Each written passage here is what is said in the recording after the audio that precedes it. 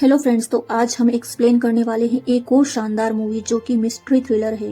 Movie का नाम है अंजाम पथीरा। मूवी आपको जरूर पसंद आएगी, तो चलिए शुरू करते हैं। कहानी की शुरुआत में हम एक आदमी को कहीं जाते हुए देखते हैं। उस आदमी के सामने एक एम्बुलेंस आकर खड़ी होती है। उस एम्बुलेंस के अंदर से रेड कलर की रोशनी आ रही थी। अब जैसे ही वो आदमी उस एम्बुलेंस के करीब जाता है, वैसे ही उस एम्बुलेंस से भेड़िए के मास्क वाला एक आदमी उतरता है। अभी उस आदमी को कुछ अजीब सी आवाज आने लगती है और ये सीन यहीं कट होता है। अगले सीन में हम देखते हैं कि जहां दो आदमियों को एक लाश मिलती है। उस लाश को बहुत ही बेरहमी से मारा गया था और ये लाश उसी आदमी की होती है जिसे हमने कल रात को देखा था, जिसका नाम अब्राहिम होता है। वो एक पुलिस वाला था। थोड़ी ही देर में वहाँ पुलिस वाले आ जाते हैं और वे अब्राहिम की लाश को देखते हैं। वहीं पुलिस वालों के साथ एक अनवर नाम का आदमी भी आया हुआ था, जो कि एक क्रिमिनल साइकोलॉजी एक्सपर्ट था। अनवर उस बॉडी को चेक करता है। अनवर कहता है कि ये काम किसी साइको आदमी ने किया है, जिसने इतनी बुरी तरह से इस पुलिस वाले को मारा है। इसके बाद बॉडी को पोस्टमार्टम के लिए भेज दिया जाता है। पुलिस वालों को डॉक्टर से पता चलता है कि अब्राहिम की मौत सुबह 6 बजे हुई है। डॉक्टर्स बताते हैं कि सबसे पहले इन्हें किसी ने किडनैप किया और उस किलर ने पहले इनकी आंखें निकाली और उसके बाद उसका दिल निकाला। और जब खूनी ये सब कुछ कर रहा होता है तब अब्राहिम जिंदा था। इसका साफ मतलब ये था कि किलर ने अब्राहिम को तड़पा तड़पा कर मारा था। पुलिस को ये काम किसी साइको किलर का ही लग रहा है। इस केस को निपटाने के लिए डीएसपी कैथरीन को दिया जाता है ताकि वो असली किलर को पकड़ सके। डीएसपी कैथरीना उस लोकेशन से इन्वेस्टिगेशन करना शुरू कर देती है जिस जगह से अब्राहिम किडनैप हुआ था। अनवर भी इन्हीं लोगों के साथ था। वो कहता है कि यहाँ पर काफी सारे लोग रहते हैं। अनवर का कहना था कि अगर साइको किलर उसे जबरदस्ती किडनैप करता तो आसपास के लोग जरूर उसकी आवाज सुनकर आते, और अगर किलर अब्राहिम को क्लोरोफॉर्म से बेहोश करता तो उसमें भी 1 मिनट का टाइम लगता है। तब तक तो अब्राहिम चिल्लाकर लोगों को अपने पास बुला ही सकता था। अब ये पूरी तरह से कंफ्यूजिंग था कि किलर ने अब्राहिम को किस तरह से किडनैप किया होगा। अगले दिन पोस्टमार्टम रिपोर्ट से ये भी पता चल गया था कि अब्राहिम के शरीर से नींद की दवा के सैंपल मिले हैं, जबकि अब्राहिम की वाइफ बताती है कि वो ऐसी कोई भी दवा नहीं लेते थे। अब पुलिस वाले ये डिस्कशन करने लगते हैं कि अगर अब्राहिम नींद की दवा भी लेता तो उसका असर इतनी जल्दी नहीं होता। पुलिस वालों को बिल्कुल समझ नहीं आ रहा था कि आखिर साइको किलर ने कैसे उसे किडनैप किया।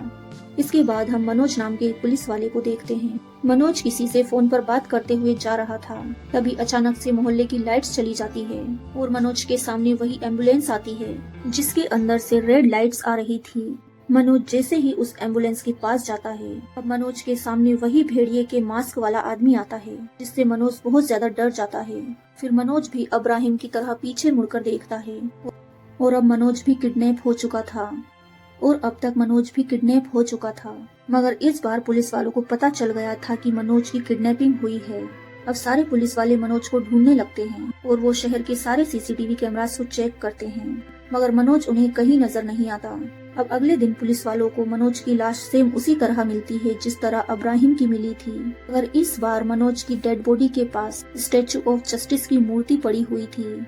अब अनवर को समझ आता है कि ऐसी मूर्ति यदि मनोज की डेड बॉडी के पास मिली है तो ऐसी ही मूर्ति अब्राहिम की बॉडी के पास भी होनी चाहिए थी। इसका मतलब ये एक ही साइको किलर का काम। अब पुलिस वालों के साथ अनवर अब्राहिम की डेड बॉडीज वाली वीडियोस और फोटोज देखता है, जहां उसे इब्राहिम की लाश के पास भी स्टैचू ऑफ जस्टिस की मूर्ति मिलती है जो कि टूटी हुई थी। अनवर जब उस मूर्ति को चेक करता है तो वो देखता है कि उस मूर्ति की आंखों पर पट्टी नहीं है, जबकि स्टैचू ऑफ जस्टिस की आंखों पर तो पट्टी बंधी होती है और मूर्ति का चेहरा भी काफी ज्यादा अलग था। अब अनवर को समझ आता है कि ये मूर्ति किसी ने ऑर्डर देकर बनवाई है, मगर उन्हें मूर्ति पर कोई मार्क या लोगो नहीं मिलता। अब पुलिस वाले डीएसपी के घर की लोकेशन कैमरे से चेक करते हैं, क्योंकि किलर ने मनोज की लाश डीएसपी के घर के सामने छोड़ी थी। मगर पुलिस वालों को पता चलता है कि किसी ने सीसीटीवी को हैक करके वहाँ की फोटोज ही चेंज कर दी है। इसके बाद अनवर एक एंड्रयू नाम के हैकर को बुलाता है और वो सीसीटीवी कैमरास की फोटेज वापस लाने के लिए कहता है। अनवर डाटा से रिलेटेड सारा काम एंड्रयू को सौंप देता है ताकि दोबारा उनके साथ ऐसा कुछ ना हो। अब पुलिस वाले ये बात गौर करते हैं कि इब्राहिम और मनोज के मर्डर पैटर्न एक जैसे हैं। दोनों की बॉडी के अंदर से नींद की दवा के सैंपल मिले हैं। अगले सीन में हम देखते हैं कि अनवर पुलिस वालों के साथ सारी मूर्तियों की शॉप पर जाता है और उसी मूर्ति के बारे में जानकारी मिलाता है, मगर उन्हें उस मूर्ति के बारे में कोई इन्फॉर्मेशन नहीं मिलती। इसके कुछ दिन बाद एक लड़की पुलिस स्टेशन आती है और वो उसी मूर्ति के बारे में पुलिस वालों से कुछ बात करने वाली होती है। और अब जैसे ही ऑफिसर इंचार्ज बाहर आता है वैसे ही वो लड़की कहीं गायब हो जाती है। यहाँ पुलिस वालों को कुछ पता नहीं चल रहा था। डीएसपी कैथरीन सभी पुलिस वालों की मीटिंग बुलाती है। अब कैथरीन सभी को एक प्लान बताती है। वो कहती है कि हम दो की ग्रुप में बट जाएंगे और सभी सुनसान जगहों पर पेट्रोलिंग करेंगे ताकि हमें उन किलर्स के बारे में कुछ जानकारी मिल सके। इसके बाद हम डीएसपी कैथरीन को देखते हैं जो कि पल्सन नाम के पुलिस वाले के साथ पेट्रोलिंग कर रही होती है। इसके बाद कैथरीन पैदल पैदल जाने लगती है और पॉल्सन स्कूटी से उसके पीछे पीछे जाता है। तभी एक वैन कैथरीन के पास आती है जिसमें से कुछ गुंडे उतरते हैं और वो कैथरीन को अकेला समझकर उसे छेड़ने लगते हैं। मगर जैसे ही कैथरीन अपनी गन निकालती है वे गुंडे डरकर वहाँ से भाग निकलते हैं। अब जैसे ही कैथरीन अपने पीछे मुड़कर देखती है तो वो देखती है कि पॉल्सन गायब हो चुका है। इसका मतलब ये था कि उसे भी साइको किलर ने किडनैप कर लिया है। पुलिस वाले पॉल्सन की फोन को चेक करते हैं जिसमें कुछ रिकॉर्ड जरूर हुआ था। उस वीडियो में ये पुलिस वाले देख पाते हैं कि किसी ने पॉल्सन को फोन स्कूटी पर रखकर उनके साथ चलने के लिए कहा और पॉल्सन चुपचाप उनके साथ चला गया। अब इन पुलिस वालों को ये समझ नहीं आ रहा था कि किलर के एक बार कहने पर ही पॉल्सन उनके साथ कैसे चला गया, जबकि पॉल्सन तो खुद साइको किलर को पकड़ने गया था। अगले दिन अनवर के घर पर एक बड़ा सा पार्सल आता है और जब अनवर की वाइफ उस पार्सल को देखती है तो वो बहुत ज्यादा डर जाती है क्योंकि उस पार्सल में पॉल्सन की लाश थी। पॉल्सन को भी अब्राहिम और मनोज की तरह ही बुरी तरह से मारा गया था। अब पुलिस वाले ये नहीं समझ पा रहे थे कि आखिर ये साइको किलर पुलिस वालों को ही क्यों मार रहा है। इसके बाद पॉल्सन की बॉडी को फोरेंसिक वालों के पास भेज दिया जाता है जहाँ फोरेंसिक लैब में उन्हें पॉल्सन की बॉडी पर किसी के फिंगरप्रिंट्स मिलते हैं। ये फिंगरप्रिंट्स शायद से साइको किलर के हो सकते हैं। जब पुलिस वाले इन फिंगरप्रिंट्स का पता लगाते हैं तो उन्हें ये फिंगरप्रिंट्स एक क्रिमिनल से मैच करते हुए पाए जाते हैं। उस किलर का नाम समर अब्दुल्ला होता है और समर अब्दुल्ला एक ड्रग सप्लायर है। अब पुलिस वाले समर की लोकेशन ट्रेस करके उसके पास पहुंचते हैं। अब पुलिस वाले ये देखते हैं कि समर तो कई दिनों से मरा हुआ अपने बेड पर पड़ा है, यानी कि साइको किलर ने पुलिस को गुमराह करने के लिए उनके साथ ऐसा गेम खेला है। अनवर बिल्कुल नहीं समझ पा रहा था कि उस किलर को कैसे पकड़ा जाए क्योंकि उन्हें कुछ भी सुराग नहीं मिल पा रहा था। इसके बाद अनवर एंड्रयू के पास आता है। एंड्रयू अनवर से कहता है कि मैं एक ऐसा प्रोग्राम बना रहा हूँ जिसमें अगर कहीं मर्डर हो रहा होगा तो हमें उस गाड़ी की सारी इन्फॉर्मेशन मिल जाएगी और उसके अलर्ट से हम उस साइको किलर को पकड़ सकते हैं। अब अनवर कॉफी पीते हुए पॉल्सन के केस के बारे में सोचता है। अब जैसे ही अनवर कॉफी को जस्टिस की मूर्ति के आगे रखता है तो कॉफी की गर्म भाप से अनवर को मूर्ति पर एस के नाम दिखाई पड़ता है जो कि शायद इस केस का मेन क्लू हो सकता है। अब अनवर उस मूर्ति को लेकर एस के वाले के पास जाता है जहाँ मूर्तिकार पुलिस वालों को बताता है कि 2 आदमी आए थे जिन्होंने मुझसे 5 ऐसी मूर्तियां बनवाई थी। इसके लिए उन्होंने मुझे बहुत पैसे भी दिए थे, मगर वो आदमी मूर्ति वाले की दोनों आंखें निकाल ले गया। पुलिस वाले अब समझ जाते हैं कि किलर ने अपने आप को बचाने के लिए मूर्तिकार को भी अंधा कर दिया।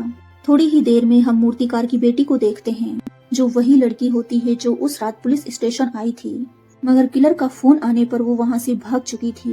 अब पुलिस वाले समझ जाते हैं कि अभी 2 और पुलिस वालों के मर्डर हो सकते हैं क्योंकि किलर ने टोटल 5 मूर्तियां बनवाई है। अगले सीन में हम शरद नाम के पुलिस वाले को देखते हैं। शरद को साइको किलर किडनैप करने आता है तो शरद उस किलर से लड़ जाता है, मगर अंततः वो किलर शरद को किडनैप कर ही लेता है। अब अगले दिन शरद की लाश एक मेट्रो ट्रेन में मिलती है जहां उस किलर ने शरद का पूरा हुलिया ही बदल दिया था। पुलिस को मेट्रो ट्रेन के सीसीटीवी कैमरा से पता चलता है कि शरद की डेड बॉडी को कोई महिला अपने साथ लेकर आई और वहां से चली गई।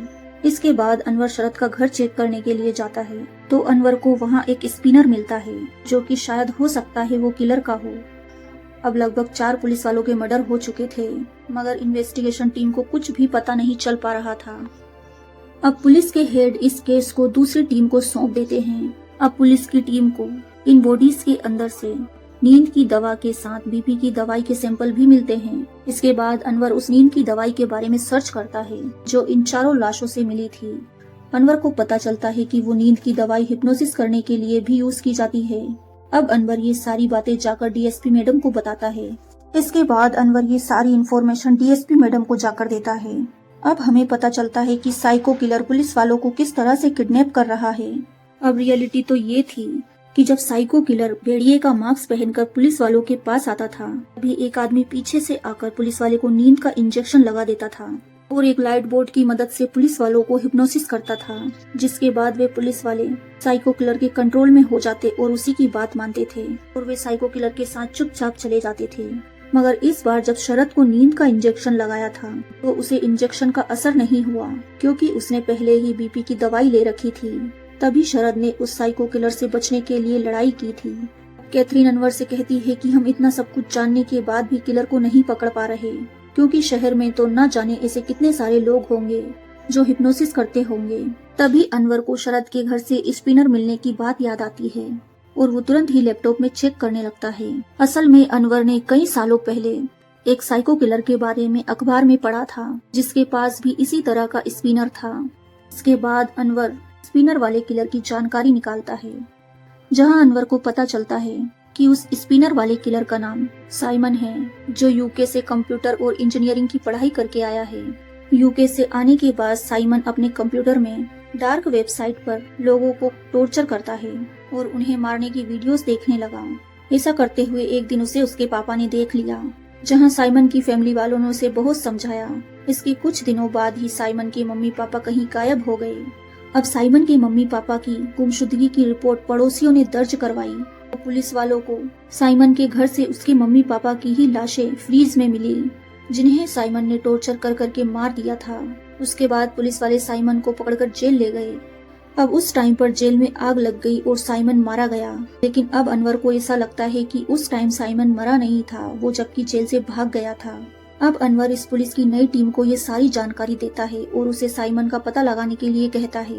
इसके बाद अनवर साइमन की फोटो, वो जो मेट्रो में शरद की लाश को लेकर आई थी महिला, उससे मिलाता है, तो उन दोनों की शक्ल कुछ कुछ मैच करती है। ये बात वो पुलिस के हेड को बताता है।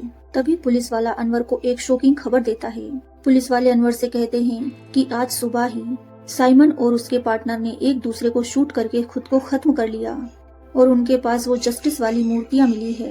साथ ही एक लेटर भी मिला है जिसमें ये लिखा था कि हमें इस मौत के खेल में मजा नहीं आ रहा, क्योंकि हम हर बार पुलिस वालों को चकमा देकर बच जाते हैं और पुलिस की टीम तो हमें पकड़ ही नहीं पा रही। इसीलिए अब हम इस मौत के खेल को हमेशा के लिए खत्म कर रहे हैं। अब पुलिस वाले मीडिया में ये सारी बातें बताकर इस केस को यहीं खत्म कर देते हैं और कहते हैं कि साइको किलर मारा जा चुका है। मगर अनवर इस केस से अभी भी खुश नहीं था, क्योंकि अनवर को ये केस अधूरा लग रहा था। थोड़ी देर बाद अनवर को मूर्ति वाले का फोन आता है। अब अनवर तुरंत ही मूर्तिकार के पास जाता है, जहां मूर्तिकार अनवर को बताता है कि कल एक और वही आदमी जस्टिस की मूर्ति लेने आया था, जिसे उसकी बेटी ने चुपके से देख लिया था। इसके बाद पुलिस मूर्तिकार की बेटी की हेल्प से उस मूर्ति ले जाने वाले का स्केच बनवा लेते हैं। और अब जैसे ही स्केच अनवर के सामने आता है, वो देखकर हैरान रह जाता है, क्योंकि ये स्केच एक बड़े साइकोलॉजिस्ट का था, जिसका नाम बेंजामिन लुइस था। वो काफी मशहूर भी है। इसके बाद अनवर बेंजामिन के गांव जाता है और उसके बारे में पता लगाता है। उसके गांव से अनवर को बेंजामिन की कहानी पता चलती है, जहां बेंजामिन अपनी बहन और पापा के साथ रहा करता था। एक दिन बेंजामिन की बहन की तबीयत अचानक से खराब हो जाती है। जब वे डॉक्टर को दिखाते हैं तो उन्हें पता चलता है कि बेंजामिन की बहन प्रेग्नेंट है, जो कि एक चर्च के फादर ने किया था। दरअसल में उस फादर का गांव में बहुत नाम था और लोग उनकी बहुत रिस्पेक्ट करते थे। इसके बाद बेंजामिन के फादर पुलिस वालों के पास जाकर फादर के खिलाफ कंप्लेन दर्ज करते हैं। तब इंस्पेक्टर अनिल बेंजामिन के पापा से कहता है कि ये मामला काफी सेंसिटिव है, हमें पहले अच्छे से जांच पड़ताल करनी होगी, तभी हम कंप्लेन लिख पाएंगे। इसके बाद अनिल ने चर्च के फादर से इस केस को दबाने के लिए मोटी रकम ले ली और साथ ही अनिल ने बेंजामिन के पापा को धमकाकर उनसे बयान लिखवाया कि उन्होंने खुद अपनी बेटी के साथ दुष्कर्म किया, उसे प्रेग्नेंट किया। अब बेंजामिन के पापा ने ये सारा इल्जाम कबूल भी कर लिया, नहीं तो पुलिस वाले उनके बच्चों को जान से मार डालते। जबकि बेंजामिन और उसकी बहन को पता था कि उसके पापा निर्दोष हैं। कुछ टाइम बाद जेल में बेंजामिन के पापा ने आत्महत्या कर ली, क्योंकि वे अपने ऊपर इतना घिनौना इल्जाम सहन नहीं कर पाए। और इसके बाद बेंजामिन और उसकी बहन पढ़ाई के लिए कहीं बाहर चले गए। अनवर को अब सारी सच्चाई पता चल चुकी थी। इसके बाद अनवर इंस्पेक्टर अनिल को कॉल करके कहता है कि तुम्हारी वजह से ही ये सब कुछ हो रहा है, तुम्हारी वजह से ही इतने पुलिस वालों ने अपनी जान गंवाई है। इसके बाद अनवर अनिल को अपने पास बुलाता है, लेकिन अनिल के अनवर तक पहुंचने से पहले ही किडनैपर अनिल को किडनैप कर लेता है। तभी अनवर को अनिल की गाड़ी के पास एक उड़ता हुआ ड्रोन दिखाई देता है जो कि किसी कपल का फोटो शूट कर रहा था। अब अनवर फटाफट उस ड्रोन की फोटो एंड्रयू को भेजता है, जिससे एंड्रयू को एक गाड़ी का पता चलता है। इसके बाद एंड्रयू उस फोटो को अपने डाटाबेस में डालता है तो एंड्रयू को पता चलता है कि ये वही गाड़ी होती है जो शरद की किडनैपिंग के लिए यूज हुई थी। इसके बाद एंड्रयू कार की फोटो से नंबर प्लेट से सारी जानकारी निकालकर अनवर को भेज देता है। इसके बाद अनवर पुलिस वालों के साथ बेंजामिन की लोकेशन पर पहुंचता है, जहां बेंजामिन अनिल को मारने वाला होता है। तभी अनवर आकर बेंजामिन को पकड़ लेता है। अब यहाँ अनवर और बेंजामिन की बहुत फाइट होती है। अब यहाँ बेंजामिन अनवर पर भी भारी पड़ रहा था, वो उसे मारने ही वाला होता है, पर तभी डीएसपी कैथरीन वहाँ पहुँच जाती है और वो किसी चीज से बेंजामिन के सिर पर दे मारती है, जिससे बेंजामिन बेहोश हो जाता है। इसके बाद हम देखते हैं कि अब बेंजामिन गिरफ्तार हो चुका था। अब पुलिस वाले बेंजामिन को मार मार कर उससे सारी सच्चाई उगलवाते हैं, मगर बेंजामिन कुछ भी नहीं बोलता, क्योंकि अगर सच बाहर आया तो बेंजामिन की बहन की बाहर समाज में बेइज्जती हो जाती। इधर इंस्पेक्टर अनिल अनवर के पास आता है और उसे प्रमोशन का लालच देकर सच छुपाने के लिए कहता है। अब अनवर अनिल के मास्टर प्लान की तारीफ करता है। तभी अनवर को एक और बात पता चलती है कि बेंजामिन ने चर्च के फादर को भी मार डाला है, कि जो लाश साइमन की जेल में जलकर मिली थी वो लाश असल में चर्च के फादर की थी। मतलब कि बेंजामिन ने चर्च के फादर से अपनी बहन का बदला ले लिया था। और अब हमें पता चलता है कि बेंजामिन अरविंद और साइमन से उन्हीं पुलिस वालों को मरवा रहा था, जिन पुलिस वालों ने उसकी बहन के केस को दबाने में मदद की थी। अनवर अब बेंजामिन से कहता है कि जो भी हो, लेकिन अब तुम्हारा प्लान फेल हो गया है, क्योंकि तुम अनिल को नहीं मार पाए। इसके बाद बेंजामिन को कोर्ट ले जाया जाता है। अगर पुलिस की गाड़ी रास्ते में किसी सुनसान जगह पर रुकती है और वहाँ पुलिस वाले बेंजामिन का एनकाउंटर कर देते हैं, जो कि सब कुछ अनिल के कहने पर हुआ था। इसके बाद अनवर को बेंजामिन की बहन के बारे में याद आता है, तो वो अनिल को कॉल करता है, मगर अनिल तो फोन ही नहीं उठा रहा था। इसके बाद अनवर जल्दी से अनिल के फ्लैट पर जाने लगता है, तो उसे अनिल की बिल्डिंग में एक अनजान लड़की मिलती है, मगर उसको नजरअंदाज करते हुए अनवर अनिल की बिल्डिंग की तरफ जाता है। अनवर देखता है कि अनिल को तो किसी ने मार दिया है। अब अनवर खिड़की में से बेंजामिन की बहन का नाम लेकर उस लड़की को आवाज लगाता है और वो लड़की पीछे मुड़कर देखती है। अब अनवर समझ चुका था कि ये वही बेंजामिन की बहन है। फाइनली बेंजामिन की बहन ने अनिल से अपना बदला ले लिया है और अब अनवर भी बेंजामिन की बहन को नहीं पकड़ता और उसे वहाँ से जाने देता है, क्योंकि अनवर को पता था कहीं न कहीं बेंजामिन की बहन ने जो किया सब सही किया। इसके साथ ये मूवी यहीं पर खत्म होती है। मूवी कैसी लगी कमेंट्स में जरूर बताइए। Thanks for watching.